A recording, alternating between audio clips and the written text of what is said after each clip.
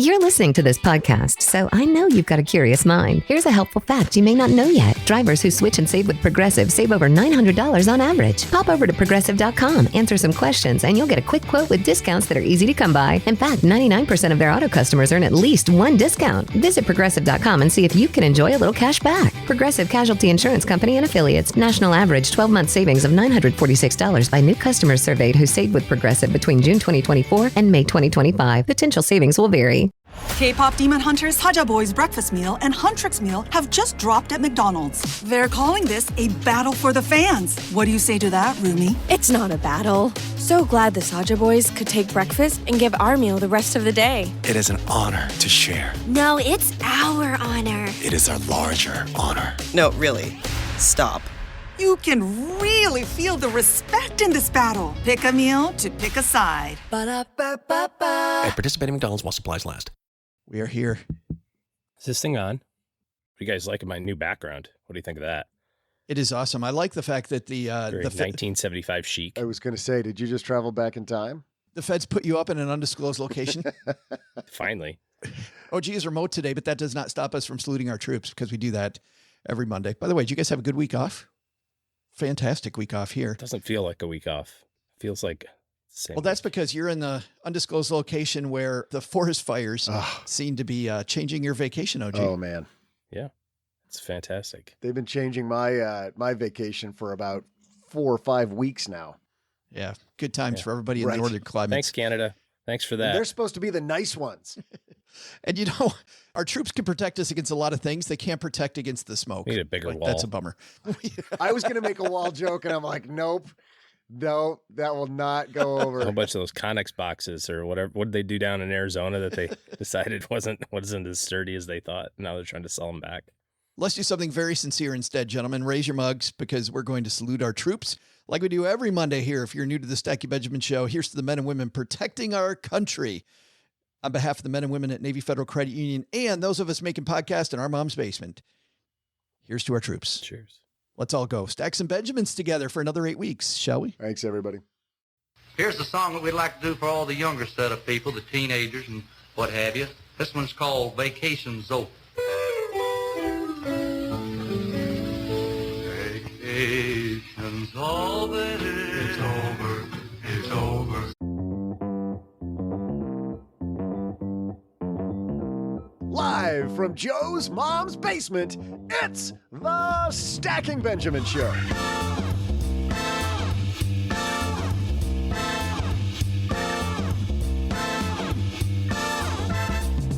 I'm Joe's mom's neighbor, Tug, and we are back, baby! It's been a minute, so let me show you around and prove we didn't move the furniture on you. Not that I would do that to anybody at night and then cut the power. Now, that would be, in OG's words, not cool, man, not cool. Here's what you can expect on today's show, and heck, darn near every show. We like to start off with a money-related headline from the news and how it might impact your wallet. And oh boy, today we got a big one. We'll break down some shocking news the whole podcast world is talking about. What's it mean? We'll explain. Then, we bring a guest down to the basement that'll really knock your socks off. Today, get ready to go from stuck to successful because we're talking about rolling into action this summer with TV and radio personality Trish Hunt. But that's not all, because on Mondays, we'll share a wild TikTok minute, and we've got one for you today. And later in the show, we throw out our Haven Lifeline to members of the Stacking Benjamins community to answer your money questions. Today, we've got a question from OB who doesn't want an inheritance. Wait, what the heck? Do his parents want to adopt me? But I got ahead of myself because the biggest moment of every episode comes right before we talk to our guest, when I share my titillating trivia. Today's? Oh, just you wait and see. Now that you've had your tour, here are two guys having a cool summer, Joe and OG. Oh, and a happy Monday back, Stackers. Did you miss us? Well, we missed you very much. It is a Monday, and we are here. Welcome to another episode of the Stacky Benjamin Show. It is Doug, you so eloquently said. I am Joe Salsi, Average Joe Money on Twitter, and you are waiting for a fantastic show, and I think The gentleman across the card table is going to help me bring it to you. It's Mr. OG back and reporting for duty. How are you, man? Pretty swell. Thank you for asking. How are you? That couldn't have sounded less swell. We started podcasting last week, and we are trying very hard. Hey, you've got a little bit different microphone because I said across the card table. You're not across the card table. You are actually in an undisclosed location a mile or two north of the basement. The card table that I'm using to balance all this stuff on is a little precarious. I'm optimistic that it holds throughout the show. However, I think it was created in the 1940s. So just like the paneling. Right. The paneling behind you for people not watching us on YouTube. I like the nature art print as well. Oh, no, that's legit. That's a Thomas Kincaid. Ooh.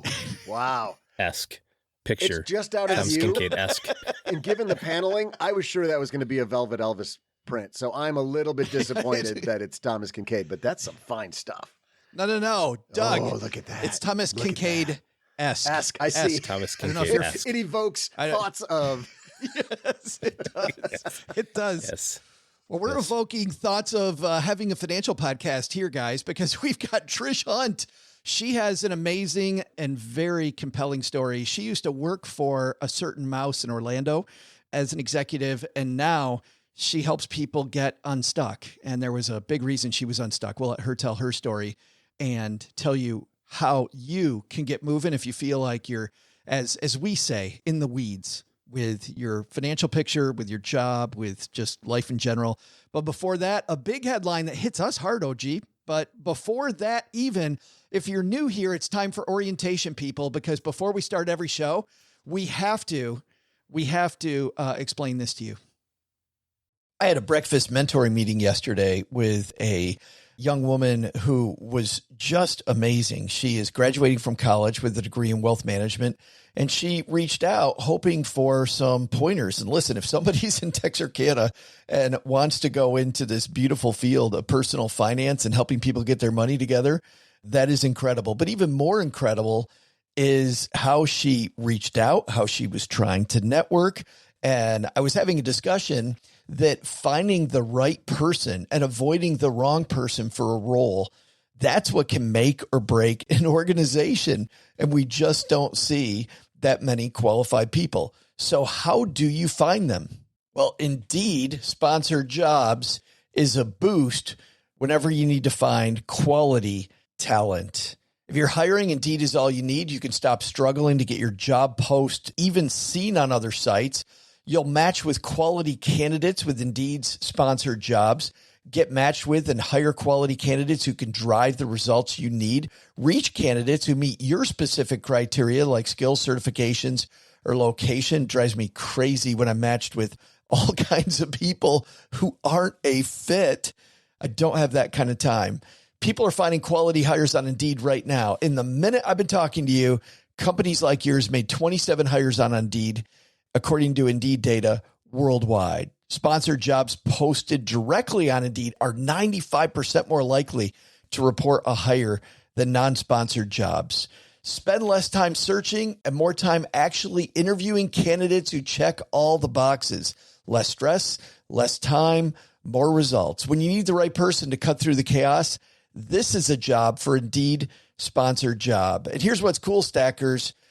You're going to get $75 in sponsored job credit to help get your job the premium status it deserves at Indeed.com/podcast. Just go to Indeed.com/podcast right now and support Stacking Benjamins by saying you heard about Indeed right here at Stacking Benjamins. Indeed.com/podcast. Terms and conditions apply. Hiring, do it the right way with Indeed. Doug, do you think they got it? Do you think that was enough? No. One more. I think just one more time. Okay.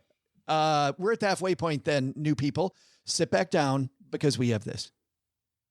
In business, there is no room for guesswork. Every shipment matters. Every deadline counts. And when you're trying to keep operations running smoothly, The last thing you need is uncertainty.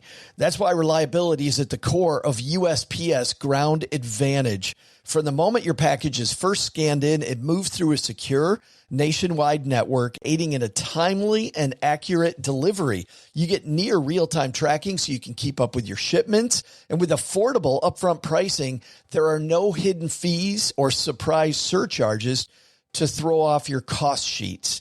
It all adds up to predictable deliveries you can depend on, because knowing your logistics are handled lets you focus on everything else, your customers, your team, and the future you're building.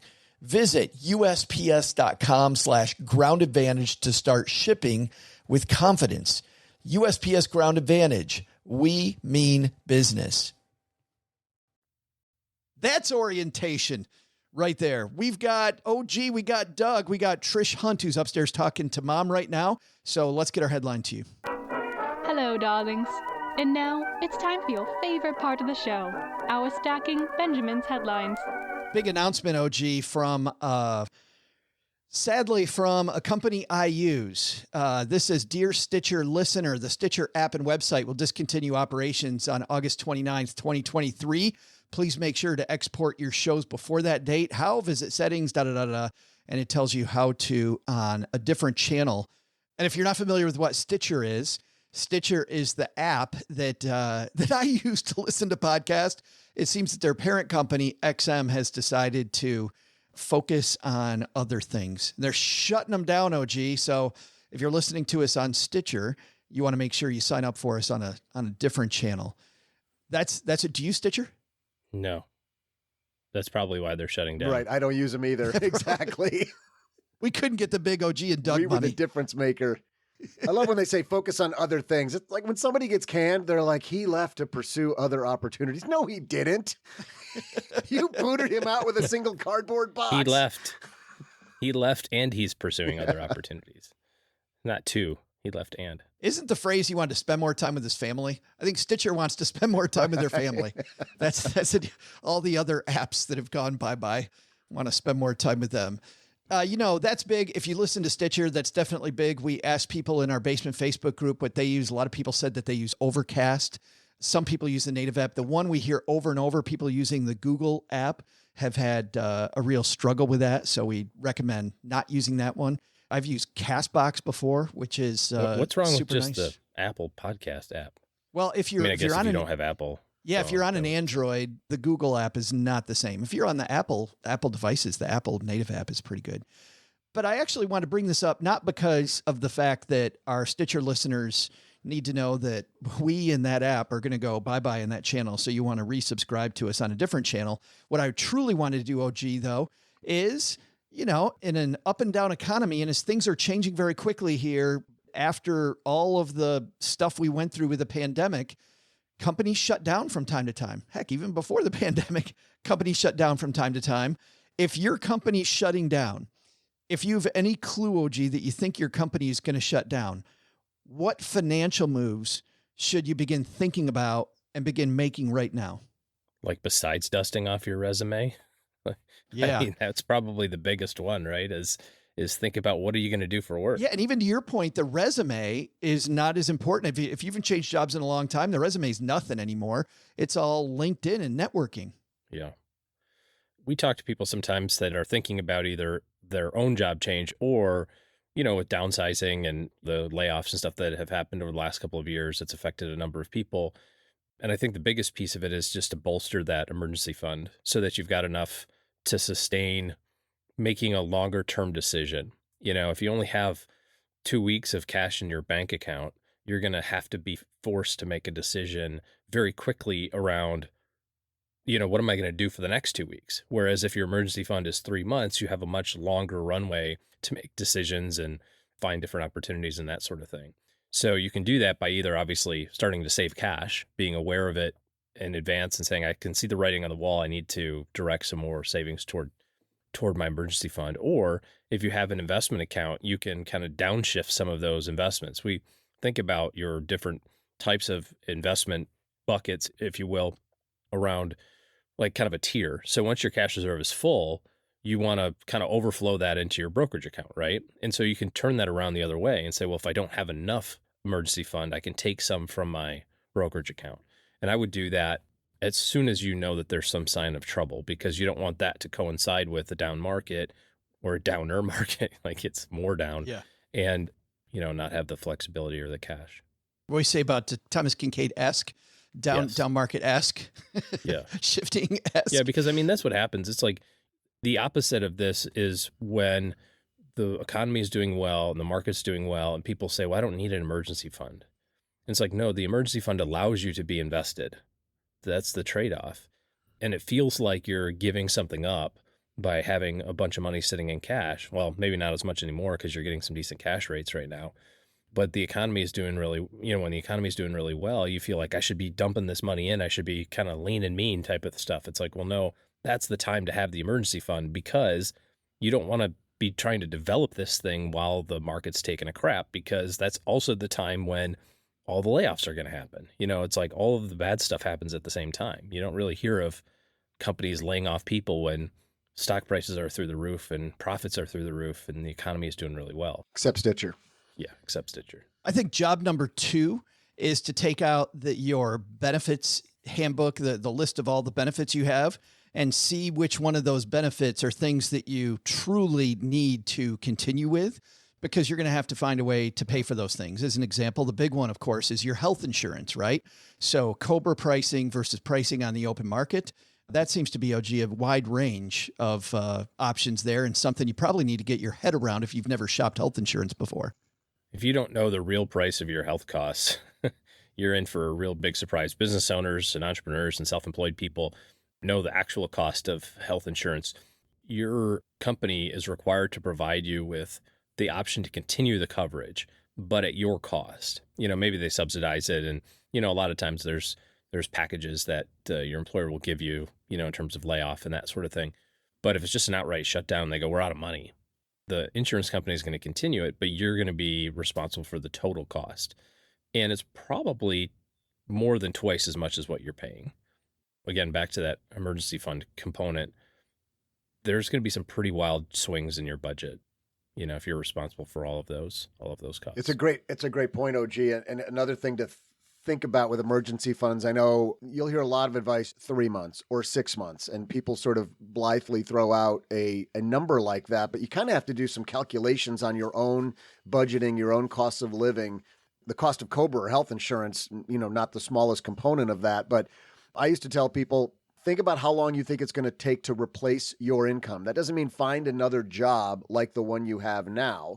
It's to replace what you need to cover your basic living costs. And for some people, that might be 11.6 months or whatever it is. But you got to think about, how long am I going to have to search for a job to not only cover rent and food, but healthcare, especially if you have a family. You as a solo person may be able to just kind of think, I'll wing it. I'll try not to break a bone in the next 6 or 8 months, but try not to get hurt. Right. Try not to get hurt. Try not to have an accident. I'll be a safe skier. Right. Maybe stay off the trampoline, but, do some math on how long you think it's going to take to replace that income. And it may not, a lot of people say 3 months, but it could be longer.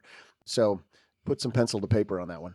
Well, that's an interesting thing too, because the amount of money you bring in and the amount you spend are two different things. So when you say 6 months of expenses, some people are going to calculate what their paycheck is for 6 months and go, holy cow, I can't get that money around. But it's probably a smaller number. Now, when you add in to Doug's point, when you add in the health insurance cost, that's going to go up a little bit. But I also think we need to look at the income side of the ledger. I've got a piece here from Indeed. If you're terminated or laid off due to a company shutdown, in your contract, it might say something about severance pay. Even if it doesn't, you may be eligible for severance pay. I find, OG, there's a lot of people out there that don't want to rock the boat, so they don't ask. This is something you definitely, I think, have to ask about. If you're leaving anyway, I think you need to ask about severance. Well, remember, you're being let go. Like the loyalty that you felt 10 minutes ago prior to getting that notice should be really out the window, right? Now it's all in self-preservation and how do I get mine? That's really all that it's about. And big company, small company, you just have to ask for what you want. And maybe you get it offered, or maybe you have to kind of extract it. But I think the most powerful phrase is there anything else you can do? Especially in a big company, right? They're gonna likely have some sort of formal process for this. It's not going to be just willy-nilly, we just randomly can people. And they're going to have a procedure for that, right? And so they're going to give you a whole bunch of documentation. They're going to say, press R3 copies, and we'll get you on your way. I think you got to say, I'm going to think on it for a little bit and then come back with another offer, right? And just say, yeah, I mean, what's the worst that happens? They say no. You just say, well, I looked at this, but, can we do 12 months of health insurance instead of 6? Just see what happens. Yeah, you're they don't want to rock no. the boat for you either. Well, no, you're at no now. If you don't ask, you're at no. And actually, OG, you just mentioned something I think that's important is they're going to ask you to sign documents. If you're at that table with HR and your supervisor and they're letting you go, they're going to throw a whole bunch of info at you that you think you're clear of mind and your understanding, but trust me, you're going to forget a huge amount of it around details, around benefits that you're afforded and COBRA and all that kind of stuff. But also they're going to ask you to sign something to get your last paycheck, to whatever, if they're offering you severance or just to get your last paycheck, they're going to ask you to sign something. Don't do it. As OG just said, tell them you're going to think about it because you're almost always going to have like a week to sign that and get it back to them. And not only, and don't they have to pay you anyway? Like they can't just. But if they're offering you any kind of severance, they're going to say, yeah, sign this document. And that's when you don't sign here to not sue us. Tell them you're going to, take the full week. Yeah. I'm going to have my attorney review this. That'll totally pucker everybody up in the room pretty quickly. Well, especially if you're part of a protected class. Yeah, the state government protects that final paycheck. Just to your point, OG, they are required to do that. The last thing I think you need to explore is if you've lost your job because of a company shutdown, you qualify for unemployment insurance. You probably want to start looking at how that works. You can visit the U.S. Department of Labor's informational page that outlines how that works. We're going to link to these resources that we mentioned in our show notes page at stackingbenjamins.com. Of course, tomorrow we'll go into depth on this topic in our 201 newsletter, stackingbenjamins.com/201 for our free newsletter. Comes out every Tuesday and Thursday and follows curated links that we create for you that will take you deeper into all these topics if you need to go 201 on any of these. Time for our TikTok Minute. This is the part of the show where we dive into some creativity brought to the market by a TikTok or Instagram or maybe Facebook Reels producer. Doug, let's go to you, man. Today for our TikTok Minute, do we have amazing stuff or air quotes amazing stuff? Amazing, italicized, caps, underlined, and bold. Well, let's see what we've got. This comes to us from TikToker Devery Bryn. Here's the thing. Future me, rich. I believe in her. That bitch is wealthy. Current me, broke. But I've got free time and I'm healthy-ish, so I'm booking trips to faraway places on that bitch's credit card. And I am/will be my own sugar mama when I pay this off as future me who is rich. And that's called manifesting. Look it up. That's what you do.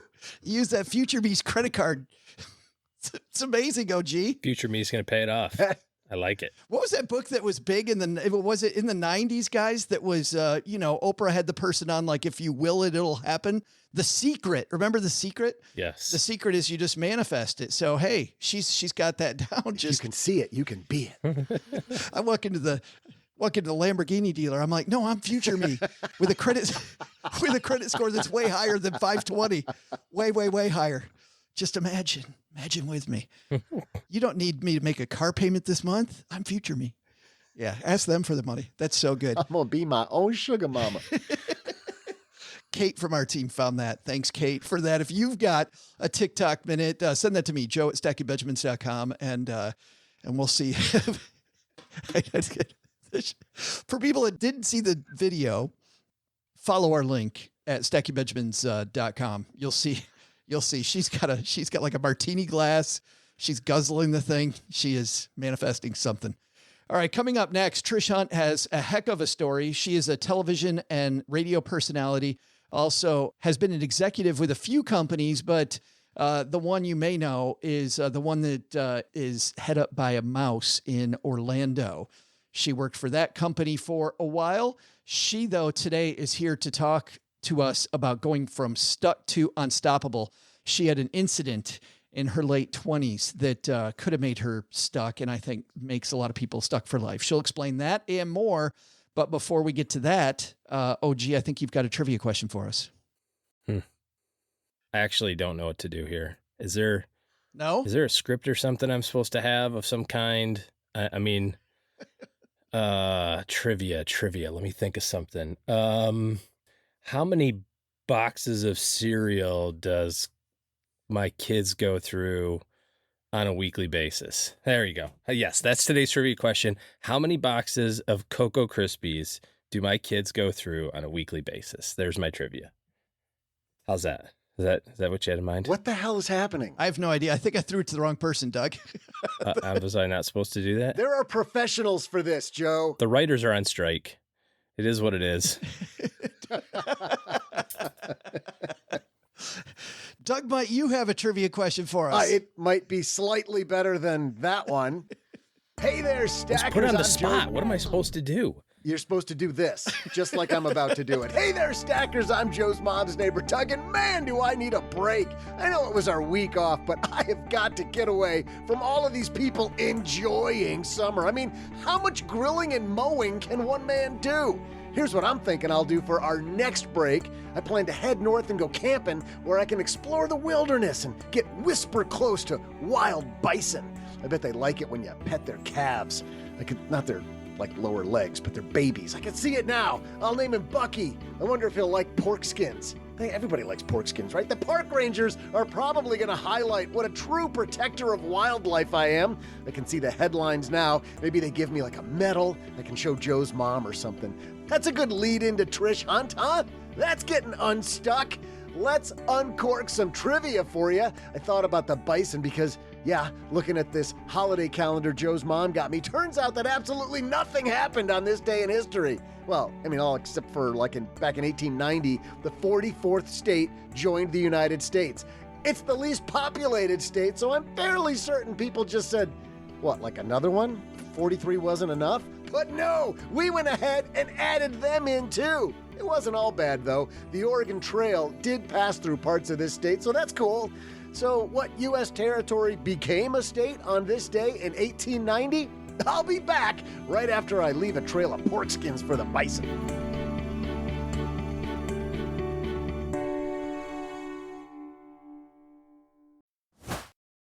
This episode is brought to you by Progressive Insurance. Do you ever think about switching insurance companies to see if you could save some cash? Progressive makes it easy. Just drop in some details about yourself and see if you're eligible to save money when you bundle your home and auto policies. The process only takes minutes, and it could mean hundreds more in your pocket. Visit Progressive.com after this episode to see if you could save. Progressive Casualty Insurance Company and Affiliates. Potential savings will vary. Not available in all states. What would you do if your online store converted 36% more shoppers? You could take 36% more vacation. Another pina colada? Yes, please. Open a new retail location with 36% more square feet. Fantastic. Hire 36% more help. You're hired and you're hired. Shopify has the world's best converting checkout, up to 36% better than other e-commerce platforms. What you do with those extra sales is up to you. Switch to Shopify today at shopify.com/listen and get a $1 trial. Shopify.com/listen.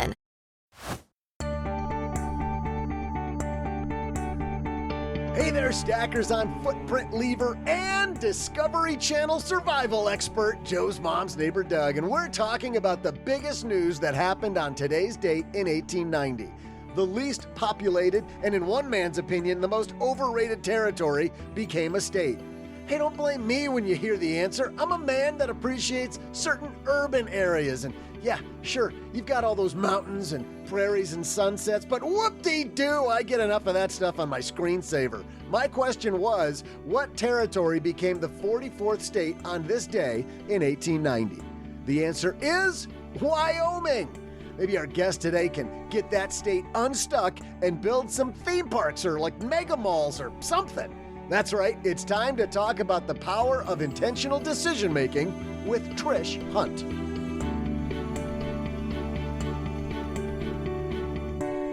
And I'm super happy she's here with us at the card table. Trish Hunt is here. How are you? I am fantastic. How are you, Joe? Thank you so much for having me. I'm excited for people to hear your story because I think it's a story that a lot of us need to hear. And maybe let's just get into it. Sure. You are in Phoenix. I don't know what time it was, but the phone rings. Can you just let's start there. Yeah. Okay. So I'm going to take you back to 1997. I had just moved to Phoenix for a brand new job. I was with the Disney company prior to that, so I Never left heard of it. What No, company? no. So I left the happiest place on earth and went into banking. Least happiest place on earth, but anyway. Yeah, exactly. Yeah.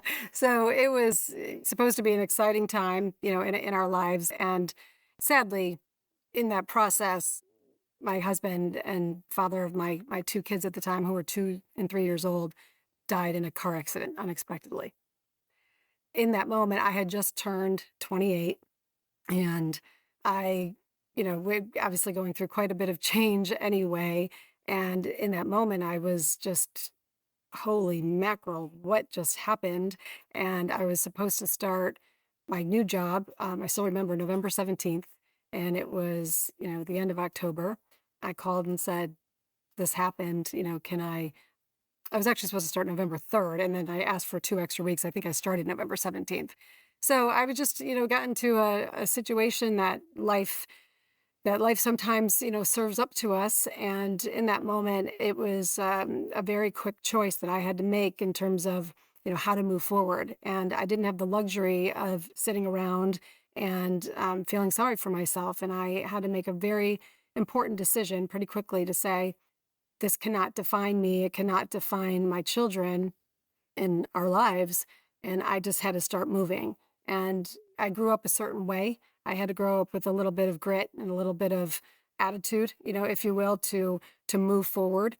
Because again, I didn't have the luxury of things just handed to me. So I had to figure it out. I had to be resourceful. So I had to reapply the formula that I learned at a very young age. I had my first job at 10, and in that situation. And then over time, as I moved up and over and around and through my career, it was just reapplying, the formula of, what does it really mean to be unstoppable? And then I didn't frame it like that back then, but as I was working on my book, it kind of naturally came to me in that way. But I mean, I can't imagine not even being unstoppable, but moving past that moment is so hard for people. Like I'm thinking about that moment, but I'm also thinking about then telling how old were your kids at that time, and how did you tell them? Oh, it was absolutely crushing. They were 2 and 3 years old. Samantha was 2, Howie was 3, and it was just, I mean, when we get stuck, when we all do get stuck, sometimes it's just the mundane tasks of life, and sometimes it's a major transformational tragedy like this was for me and for us. And it was very difficult. I didn't have a roadmap. The only roadmap I had was the strength of my mother. I have an incredible rock star of a mom, and it was through her lessons and leadership, and that, she was my first leader.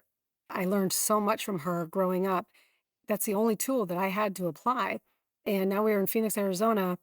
Everything's foreign to us: new house, new friends, new school, new job.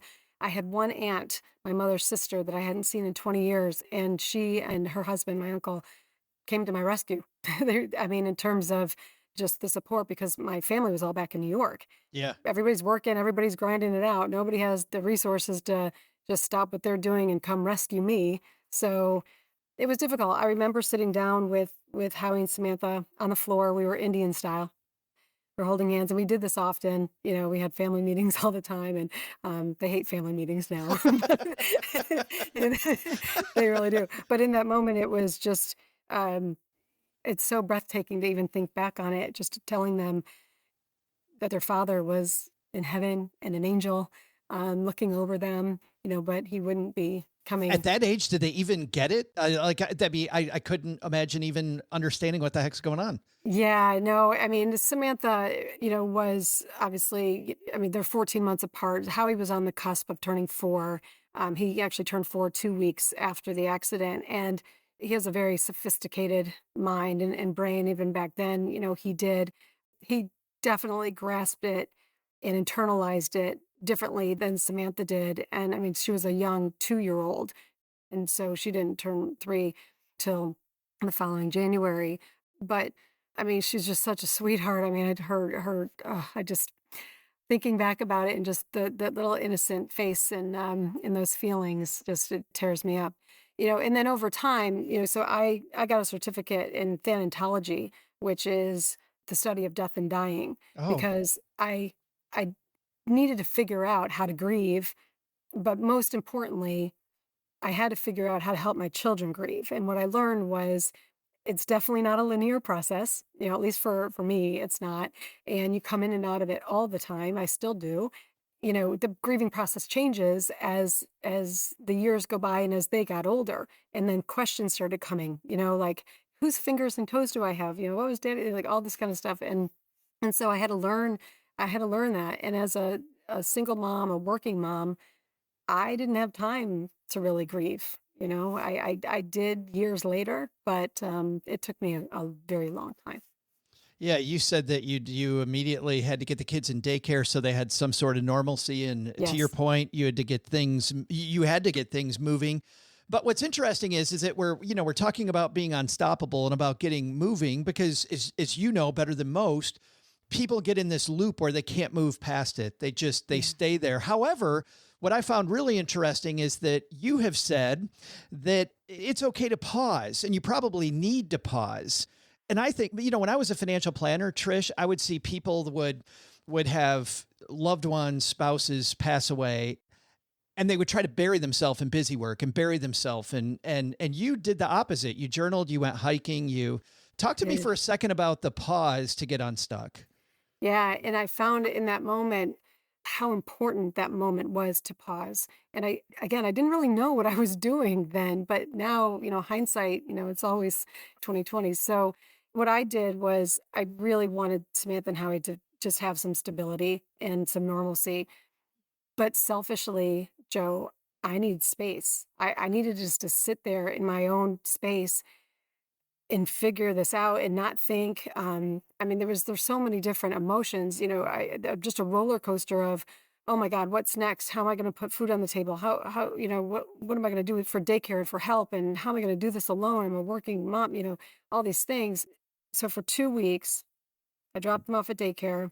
I went back to our corporate housing, and I sat there, and I cried a lot. I prayed. I screamed, I was mad, I was furious, all those things. I had to center myself. And so hiking and things like that are really core to my well-being. And I know that about me. I mean, walking is my favorite activity. It was an absolute necessary thing for me to get clarity and to get centered because and it wasn't easy. I mean, making the move to go to work when I did 2 weeks afterwards, trust me, it was not easy. I mean, I cried every day on the way in and every day on the way home, but I was built to be a professional. And when I went to work, and I really learned this at Disney in the training that I had there, I was there for quite some time. It was such a great training ground at a young age, and I learned there that when I walked through the door of work, I was there for a reason. I was getting paid. They expected something out of me, and so I was a professional. The moment I walked in to the moment I walked out, and I did my job, and I didn't bring my stuff with me to the office. And I didn't use it as a tool to get, out of work or any of those things. I really just, when I walked, it was like a flip switch. When I walked through that door, it was like, I'm at work now, I'm doing my job. And then the moment I get in my car, the floodgates would That's open. so hard. I can't imagine just trying to build that wall and have that wall. Yeah, I know. It's a resiliency, I think, that I've built up. I do feel like that it is a strength, but I also am keenly aware that when we overdo our strengths, it does become a weakness. Yeah. And over time, I've learned that, showing some vulnerability is okay in the right moment, and at the right time, and in the right audience, and for the right reasons. You brought up your mom earlier, which is really where all of this begins. Tell me a little bit about growing up. And I got to ask, it's a money show. Did you and your mom, you guys ever talk about money?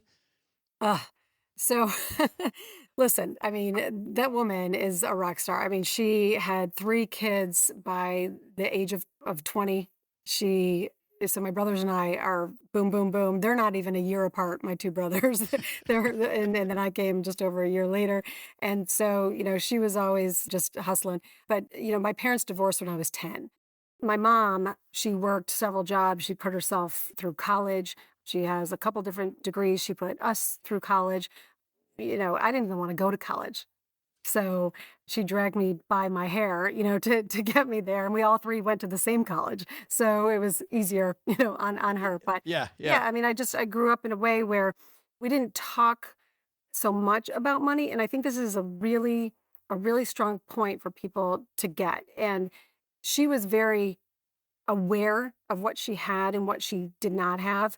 But I did grow up, and no offense to her, of course, with a mentality and the thinking that, money doesn't grow on trees. So everything was about this $2 is for milk and this $6 is for lunch food or whatever the case may be, and it was that kind of environment where she'd come home with her tips and she would give me her bag of tips and I would, add it all up, or the bills had to get paid. So I learned at a very young age how to write a check. I don't know, if some of the audience members even know what a check is anymore, right. but she taught me a lesson back then. And that is, just because you have checks doesn't mean you have money. Yeah, that's right. Right. Just because I have a debit card does not mean there's anything in there. Exactly. So translate it now to, to the world we live in, or just because we have Bitcoin or whatever. So, But she did teach you hustle. And I love this lesson. You were the president of your class your senior year. Nice flex. Yeah. But then on top of that, you were also homecoming queen. And you said that, okay, president of your class was fine. Homecoming queen, though, presented a unique challenge for I was somebody that cheerleaders too, just so you know. Okay. As if that wasn't enough already, Trish. Yeah. It was a small school. Yeah. So what did you do in your spare time with all those things? But tell me about this lesson about now you are homecoming queen and you're going to apparently go compete in these pageants? Yeah. Well, okay. First of all, let's keep it all in perspective. I'm not, a beauty queen by any stretch of the imagination. I never was not a pageant person, but somehow the opportunity came up that when I won, or homecoming queen, I guess you could say won homecoming queen, I was nominated for homecoming queen. I got a letter in the mail from the state of New York asking me to represent my school in the New York homecoming queen pageant. So, it was the night of my prom. So there was like my senior year. So there was all kinds of things, but I didn't have a boyfriend. So it wasn't like I was interested in going to prom that much, but anyways, it was an event, for my senior year of high school, but I didn't have the funds. I didn't have the resources to really, they send you the list of everything that you're going to need for that week for the competition. So I was talking to my mom about it and she said, we lived a couple miles away from a JCPenney. And so we grew up in a very small town, just south of Buffalo, but a sweet little town, very safe. And it was a great, great way to be raised. Anyway, she gave me the idea to really walk down to JCPenney and ask them to sponsor me. So I did. I walked a couple miles. I walked into the store. I approached the manager and I can't imagine, by the way, how nervous you would have been, because I would have been nervous as hell just walking into JCPenney. Like the store manager is this person that's probably somebody I think in my head is this, big corporate bigwig, and I'm this kid. Exactly. I mean, I was just this young girl and, this young kid, walking in and I was nervous for sure, but I also remember having a goal and wanting to accomplish the goal. And so the goal of wanting to get what I needed overrode my fear. Anyways, I walk in and I approach a sales lady actually and told her what I was there for, took me into the manager's office. We had a little chat and I walked away with everything that I needed. That's incredible. Yep. But it was a great lesson to learn that you got to be resourceful. You got to jump over the hurdles in life and you can't go it alone. People are willing to help you. You just gotta ask. Well, and you write that you're already at no, right? I mean, beforehand, you're already at no. So if you're going to get anywhere, you have to ask. Exactly. There's nowhere to go but up. People, generally speaking, I think they want to, especially when you get to a certain point in life where you're in a position of strength where you can help somebody else succeed. It's a great feeling. And I love to be in those situations now where and it's almost very selfish, right? Because it makes you feel so good when you can help others realize their goal. And further on in the book, I talk about my biggest fear, which is unrealized potential. And, I think when you can surround yourself with people that want to help you, but, you don't always get yes, on the first answer either, right? So you've got to keep persevering. What's interesting about this is a recurring theme with successful people, Trish, like yourself, is that, you know, the mentee is always afraid to ask a mentor to mentor them. They're afraid to ask questions. But yet, what I think the mentee doesn't realize, there's so much in it for the mentor.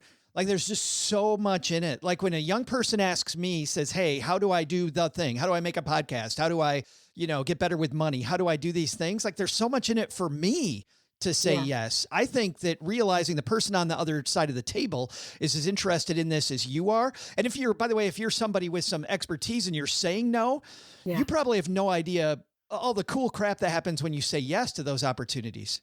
Absolutely. I could not agree more. You know, and I think there's a huge responsibility, you know, if you agree to be somebody's mentor, you know, you got to show up, right? And you got to really, you know, set those boundaries and set those expectations up front. I have a great story. Lee Cockrell. It was so funny that you brought up Lee, because I was about to say, you've got a guy who's definitely in your corner, wrote the foreword to your book. Lee Cockrell embodies everything we're talking about right now. Embodies it all. And I mean, and his story is just fascinating as well. You know, when he was the executive vice president of Disney, you know, I mean, there's 60,000, 70,000 cast members, right, that he's responsible for. I mean, he's just such a hands-on, active, visible leader, bouncing around to the resorts, the parks, showing up when you least expected it. He was so ready and willing to share his thoughts and advice, and just so practical and full of common sense. But I had asked him one day, I said, gosh, you must just get inundated with phone calls and requests and emails. And he said, you'd be surprised. Everybody thinks I'm so inaccessible or so busy. So the ones that do call and I answer the phone, they get a surprise. So pretty what cool. A wasted opportunity for so many people. Yeah. I love this idea that asking for help is a way to get unstuck and is a way to get moving and finding mentorship and maybe people that have been in that area. You begin, though, your framework with awareness. And awareness doesn't begin outside. I mean, certainly awareness of your surroundings, but awareness of what's going on inside. Can you talk about that for a moment? About why'd you begin with awareness as kind of your first touchstone?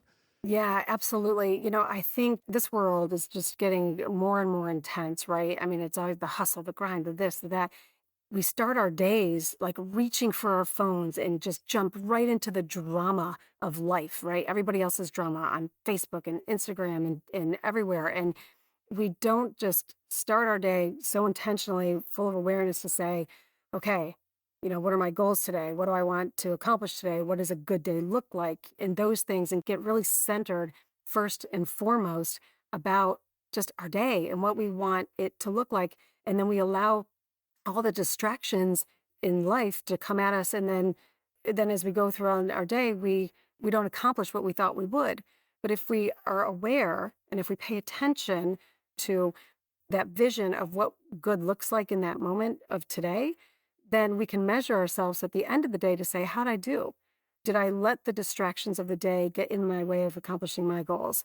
You know, I want to save $30 a week. So I'm going to skip the morning coffee. I'm going to make it at home. But a friend calls and says, hey, a bunch of us are going out to breakfast, you know, let's go. Or you see something on Instagram like, oh, I need that sweater, or whatever it is. Those are just distractions keeping you from your goals. And so to me, awareness is the absolute key to everything, because the 6 inches between our ears is really what stops us from achieving whatever those goals might be.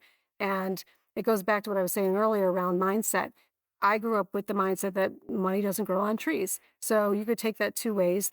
Don't waste money, but also there's a lack of it. So hold tight what you have.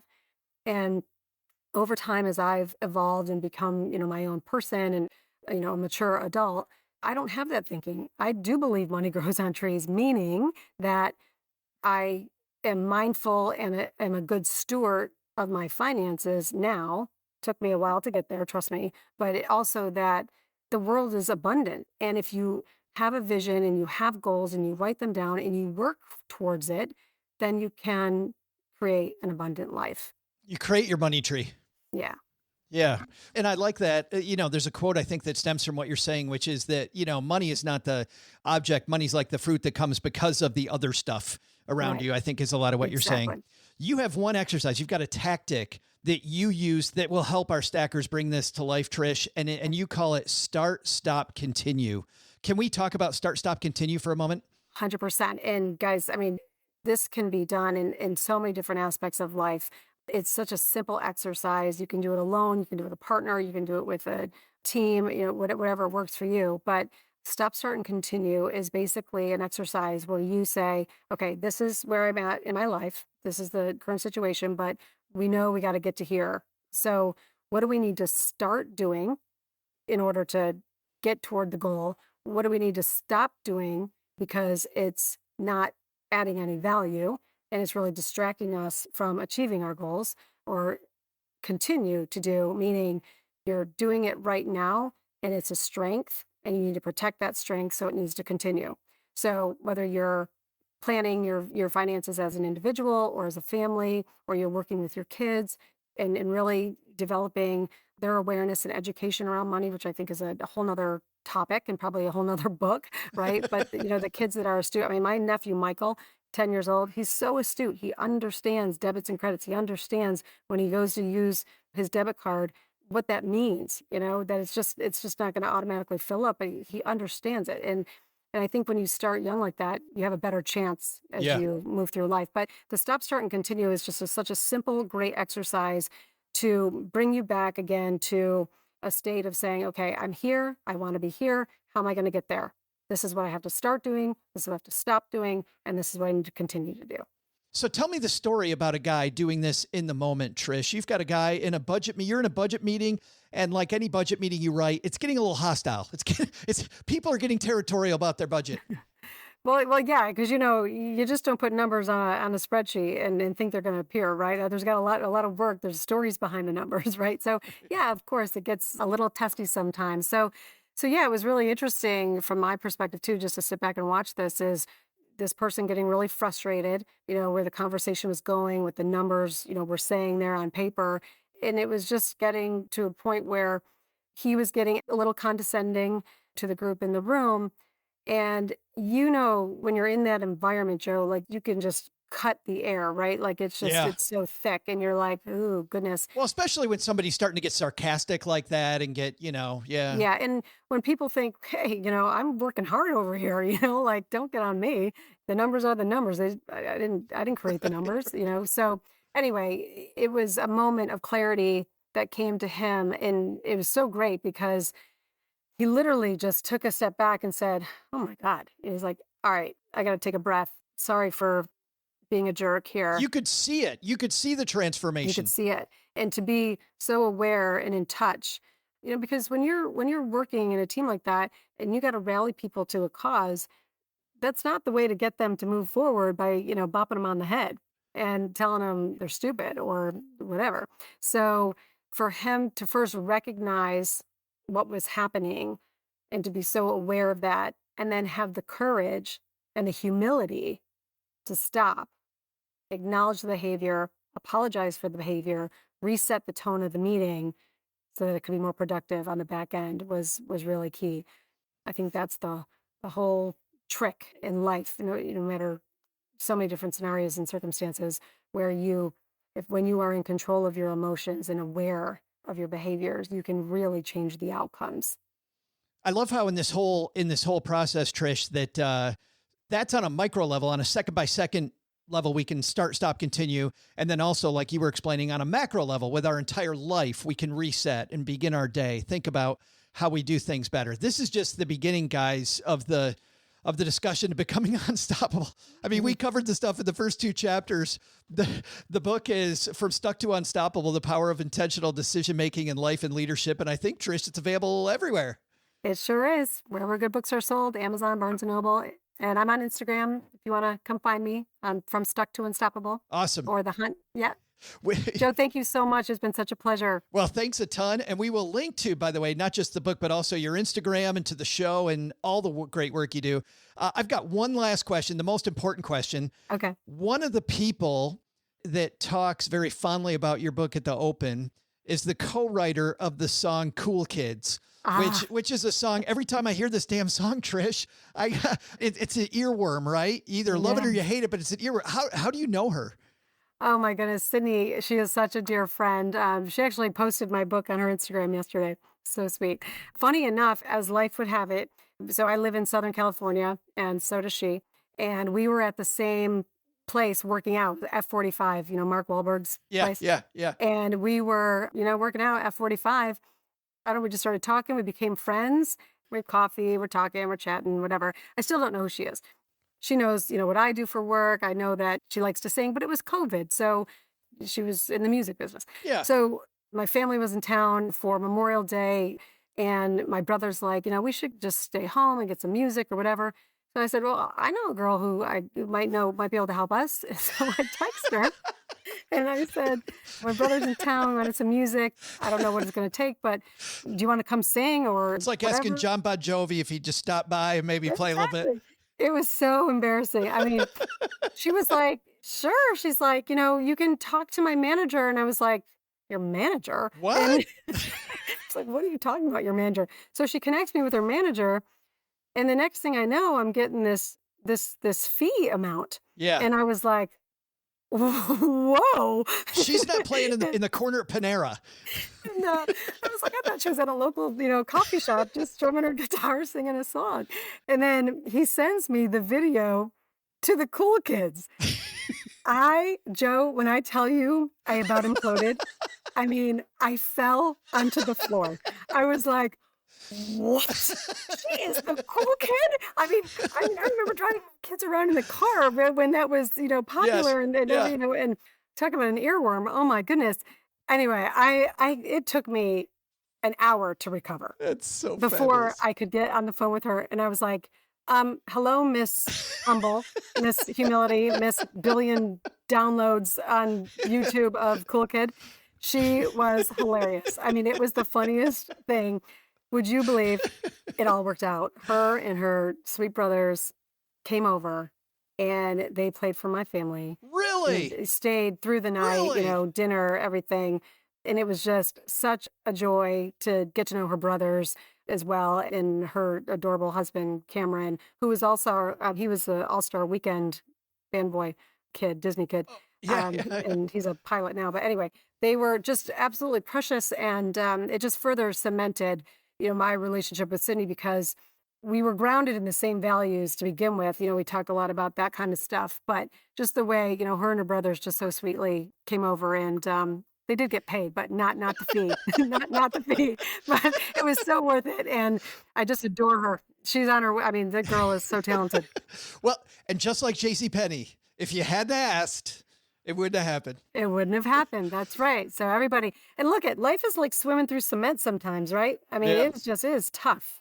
It's like, oh my gosh, can you just give me a break? But I swear, if you have that great attitude and a great mindset, and you think positively, and you just make the moves and make it happen, don't expect it handed to you, good things come. I mean, my brothers and I are a testament to that.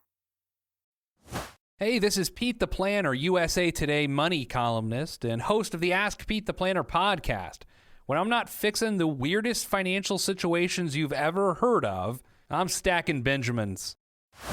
Huge thanks to Trish for joining us, OG, to help us kick off these 8 weeks. I think it's a great place to begin because, in our life, sometimes things are going to happen.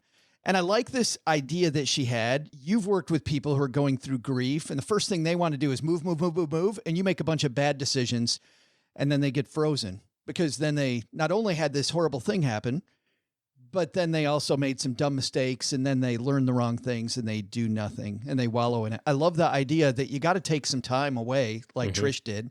Just be by yourself, go hiking, do whatever, make no decisions, and then become unstuck. Yeah. We have this process that we use with clients called the responsibility game plan.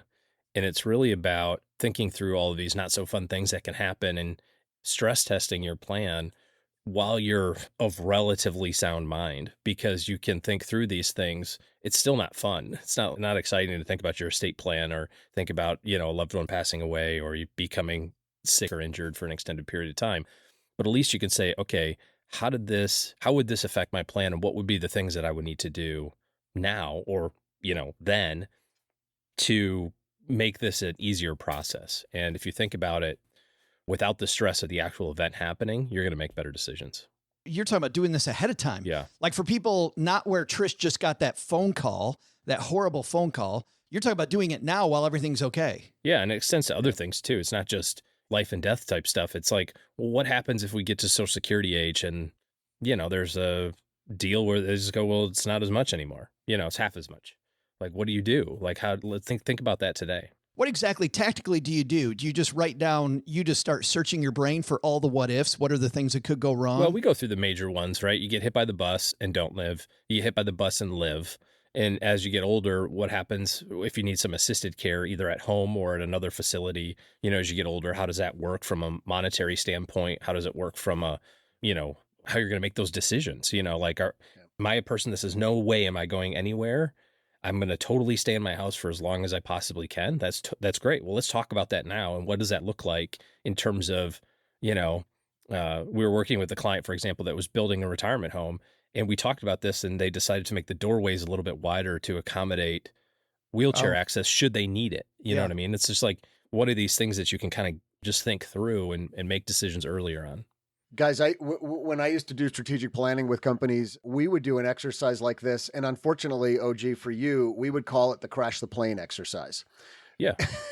But this is sad to say about the way our brains work, but we often can think about all the negative things that might happen easier. They come to us more readily than all the things we need to do to be successful. So if you just switch it around and think about what's all the stuff we would do if we really wanted to screw this up, we would not have a 6-month emergency fund. We would not have health insurance, all of those things. And then when you come up with that long list of what would it take to really screw this up, then you just switch all of those into positives and you've got your action plan. There you go. You really don't want to think about it, but just imagine being in Trish's position. You don't want to be there either. And at some point in your life, it's going to happen. What's that horrible joke? The one, none of us gets out of here alive, right? Yeah. we know how this story ends, and it's kind of a horror show at the end for all of us. So be prepared ahead of time. We'll link to resources there. More on that in our 201 newsletter, stackingbenjamins.com/201. Kevin Bailey will have deeper dives. So, you got a closing point there? Yeah, I mean, we all just want to go like Grandpa did, in his sleep, just peacefully, unaware of everything. The passengers, however, they were not so excited. They went screaming. Oh my God, is it? Nope, that's not it. I'm looking for nope, that's not. There we go. Only took me 4 button presses. I'd say yeah. Hey, let's throw out the Haven Lifeline and tackle some of life's most important questions. Our friends at Haven Life Insurance Agency, OG, they put what you value first. Oh, I would like a breeze to blow the smog away from the Canadian wildfires. You'd like a southeasterly breeze? How about an industrial air filter for your HVAC system? Yeah, no kidding. Maybe we can send some water to our friends in Canada. They can put out the fires. It's your loved ones in your time and Canadians with water. It says right here. No, it doesn't say that. It's why they made buying quality term life insurance actually simple. You go to stackingbenjamins.com/havenlife now for a free quote. They do not have to come out right away and do a physical. So good news. They won't see all the smog in your lungs. OG, that's a good thing. All policies issued by their parent company. Why are there wood particles in your left lung? Have you recently been in a forest fire? All policies issued by their parent company, Mass Mutual, more than 160-year-old insurer. No waiting several weeks for a decision. Really lovely customer support. stackingbenjamins.com/havenlife takes you there. Let's throw out the lifeline to our new friend, OB. Hey, OB. Hey, Joe and OG. I have something that's been weighing on my mind. I don't want an inheritance. My folks are in good health, but getting up there in years. I hope to have them for many more. They're financially and business savvy and have an estate plan, but I'm not aware of the details. My sister and I learned our fiscal responsibility from our parents, which set us both on great paths. I estimate my folks have a net worth of several million, though I've never been given a figure. I'm a few months away from my first million in net worth, with a good career, divorced, 1 child under 10. My sister shares all those qualities, but I can't speak to her net worth. My sister and I get along fine, but aren't particularly close. I don't anticipate problems when the time comes, but you never know. From listening to you guys occasionally discussing estate battles and having close friends go through ugly lawsuits over their parents' estates, it sounds like nothing good ever comes from an inheritance. I decided several years ago that if even the smallest question arose over my parents' estate, I would instantly sign it all away and wash my hands of it, rather than get into a fight over a single dollar. Lately, I found myself thinking, I don't even want the questions. I don't care about the money, or the house, or anything of theirs, really. They set me on a good course to make my own way, and I've already received plenty from them. I'm doing just fine on my own, just about to crest that $1 million net worth mark at 37, and my son is taken care of. I don't need my folks' money, and I'll give it all up to stay out of even the smallest fight. Am I crazy? Also, I already got a shirt, so if the supply chain's working again, just give mine to Doug. It sounds like he needs one. Oh, man. Unfortunately, we've had a back order on the shipping across the basement, OB. So it's once we get those shippers back, that might work. So you're telling me you can ship a shirt anywhere in the world except across the basement? It's the weirdest thing. We've asked about it. Go look it up. Go to the DHL website and say, I want to ship it across the basement. And they will say, are you crazy? Which means they can't do it. They're like, are you nuts? What are you talking about? I'm like, I know it sounds weird, but we need to ship it across the basement. And they go, no. Speaking of crazy, OG, what do you think about this question? Yeah, he's crazy. Absolutely. Take the money, OB. Take the money, OB. Well, I mean, there's a couple of things here. Firstly, he's 37. He said his parents are getting up there in age, which if he was born at a regular, kind of normal-ish parenting age for his folks, his parents aren't getting up in age. They're like 65, they're going to be around for like 30 or 40 more years probably, or maybe they're a little bit older, but nevertheless, I suspect that they're not quite as old as he thinks they are. And if you ask them that, wait a minute, hold on. Al Pacino's wife is pregnant and he's 82. So who knows? Right. Sure. His I'm parents just saying, that's why I said might already be normal-ish. 110. Yeah. That's why I said normal-ish. But hell, even if he's 82, you got the better part of 15 more years to go. So I don't know necessarily that I would opt out, at 37 for something that you don't know what the future is going to hold. The second thing is that you can just discuss all this stuff in advance. And, the stuff that you're talking about is all about the people who didn't do the planning, right? All of the anxiety and controversy and all that sort of stuff are born from not having these discussions. Being in your 30s, you haven't had this discussion with your parents, probably because they're like in their 60s and they're like, well, we got 30 years to deal with this. So they're not ready to have that chat with you yet, but they will. And, you and your sister can work it out. I mean, to arbitrarily say, I'm not interested, I think is a little silly. Although I have seen it happen. I don't know that I would be totally making that decision today. You can certainly wait to make the decision. And here's the other thing. You don't have to get it when it's yours. You know what I mean? Like if your parents have done an estate plan correctly, there's provisions for disclaiming it, right? When you say like, no, I'm good. So fast forward 30 years and you're like, well, I got my own 10 million bucks. I don't need anybody else's. I'm, whatever. I'm good. I don't need anything else. And they go, well, here's another couple million. You can go, no, I'm good. You can just say that then. You don't have to say it now. You can wait and make those decisions, when you see how the rest of your life unfolds. There's a lot of space between here and there. And you may find something that you're engaged in or that you're passionate about that could benefit from a gift of half of your parents' estate or something. I mean, there's so many different options. So just hang on. Just hang on. Don't tell your folks quite yet that you're not ready for their money. I just think, OG, that while this is noble, OB's head is definitely in a noble spot. Like, hey, no, thank you. Don't need it. That's nice. I think when I hear people say, I'm fine and I'm going to be okay and I'm in my 30s, I think you might not be thinking big enough. Like there's so many opportunities to help communities, to build generational wealth, to do so many things. There are so many things that he could do. And I feel like just even based on this attitude, he'll be far more responsible with the money than you see a lot of people are with inheritances. Part of the reason inheritances are so toxic for people is because of the fact that they feel like it's the lottery. They don't realize the sweat that went into earning that money and creating that wealth. And I feel like OB's head's on straight when he says, yeah, I don't want that to happen. I can feel him that he already knows that. So what can he do on a bigger level? How can he think bigger than he's thinking right now with that inheritance, when it comes down the line? Well, and I'm also considering this from a different perspective. You're kind of sort of counting your chickens before they're hatched, right? I mean, there's a lot of space between today and, again, if your parents are in their 60s or 70s, they have a lot of life to live. They may say there's not going to be any, dude. We're spending it all. We bought a boat called My Kid's Inheritance and off we go. Or they donate it to the charities that they want. Or, they pull like a Warren Buffett thing and give it all away and go, here's a few bucks to kind of help put us in the ground type of thing. I mean, there's so many different things that they could choose to do with their money that, it would be awkward for you to go to your folks and be like, hey, listen, guys, I just decided I'm really good with my money. I don't need any of yours. And I'm like, good, because you're not getting any, like that could happen. And I think about we're talking about all the not so fun things that could happen.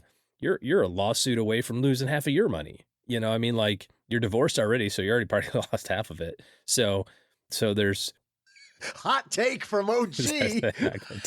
You probably had a crappy lawyer, so you probably don't have anything left. Yeah. Doug almost spit out his coffee there, but you know, so you've been through that. But I'm not saying that that's a good or bad thing. I'm saying, like, you know, what if you have a slip and fall accident, you know, that is at your house and somebody sues you? I mean, there's so many. Who knows what's going to happen, right? You start a company and it, you know, has aspartame in it, and guess what? You know, now it's a cancer drug or a cancer causer. We had Trish on earlier. I mean, she didn't expect to call it, 27? Just, you don't know what's coming. Yeah. Good point. So there's a lot, you know, you don't want to disclaim all this today, find out that you're dead broke at 60, your folks head west, and you're like, damn it, I could have used that $800,000 they were going to give me to kind of push me.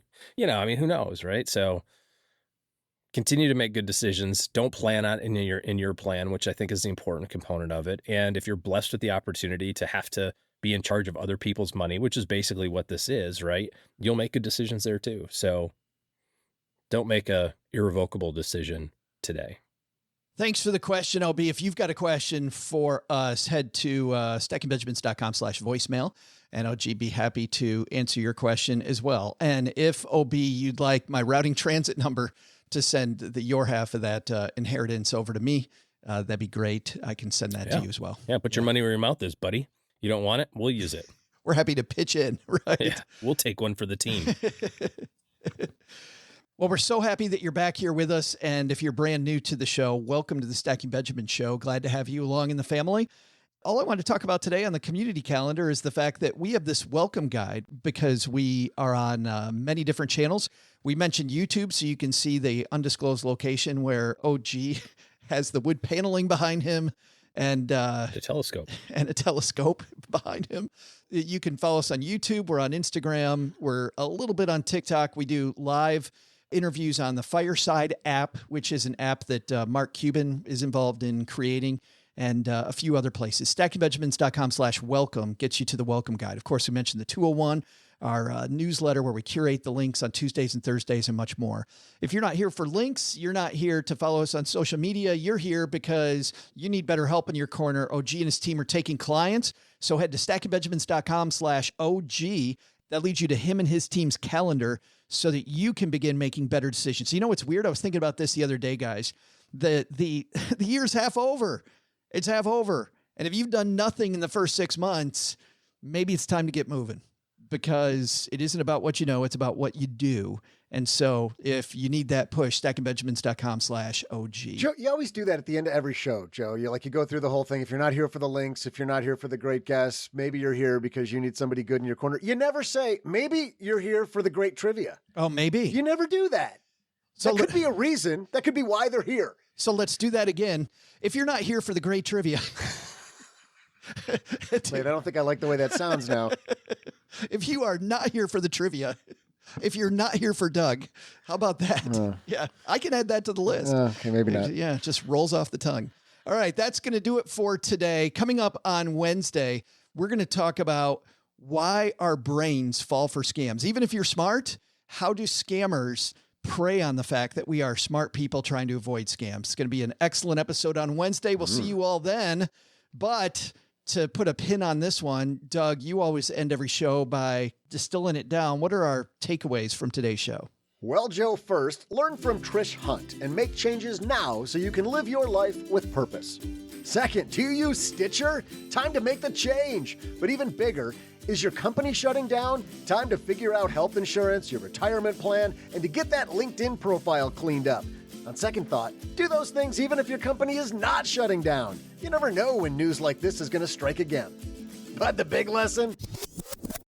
If I've learned anything by watching the majestic bison roam the vast grasslands of Wyoming, it's that ain't nobody going to lose weight just by eating salads. Hey, Ma, get your hands out of my Doritos. Thanks to Trish Hunt for joining us today. You can find her book, From Stuck to Unstoppable, The Power of Intentional Decision-Making in Life and Leadership, anywhere books are sold. Want to buy Trish's book and help the podcast?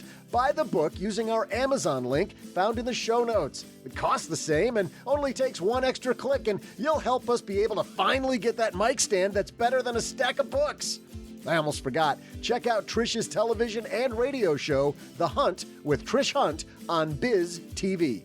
Yeah. We're also going to have links in our show notes at stackingbenjamins.com, but you already know that. This show is the property of SB Podcasts, LLC, copyright 2023, and is created by Joe Salcihat. Our producer is Karen Repine. This show was written by Lacey Langford, who's also the host of the Military Money Show, with help from me, Joe, and Doc G from the Earn and Invest podcast. Kevin Bailey helps us take a deeper dive into all the topics covered on each episode in our newsletter called The 201. You'll find the 411 on all things money at The 201. Just visit stackingbenjamins.com/201. Tina Eichenberg makes the video version of this show. Once we bottle up all this goodness, we ship it to our engineer, the amazing Steve Stewart. Steve helps the rest of our team sound nearly as good as I do right now. Want to chat with friends about the show later? Mom's friend Gertrude and Kate Yunkin are our social media coordinators, and Gertrude is the room mother in our Facebook group called The Basement. So, say hello when you see us posting online. To join all the basement fun with other stackers, type stackingbenjamins.com/basement.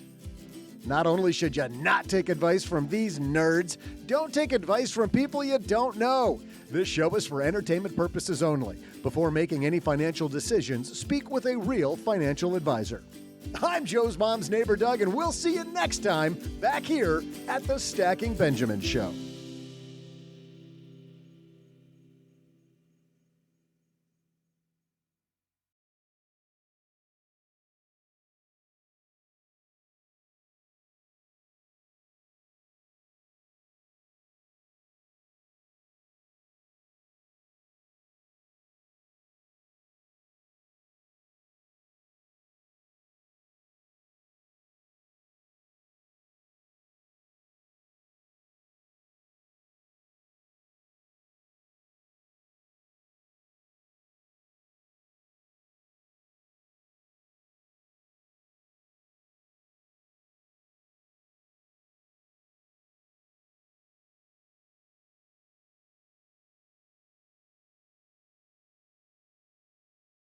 Welcome to the after show. If you're brand new here, this is the part of the show that we don't talk about. It's the part of the show I love to get emails about 6 months after people have been listening going, I never knew. I never knew. Speaking of that, guys, I was just very happy that I got to MC a credit union conference called Relevant in Las Vegas. One of the things that they did was took us to a speakeasy, one of the networking things. It was a working barbershop in the Cosmopolitan Hotel and Casino. And it literally, the barber pole, 2 barber chairs, there were people actually getting their hair done.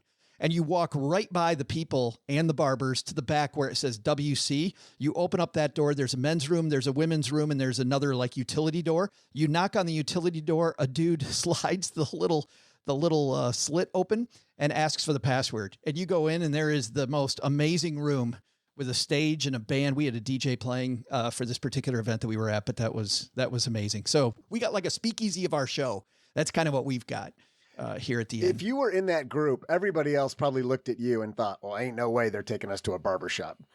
That's right. Yes. Looks like that dude went too many times to a barbershop.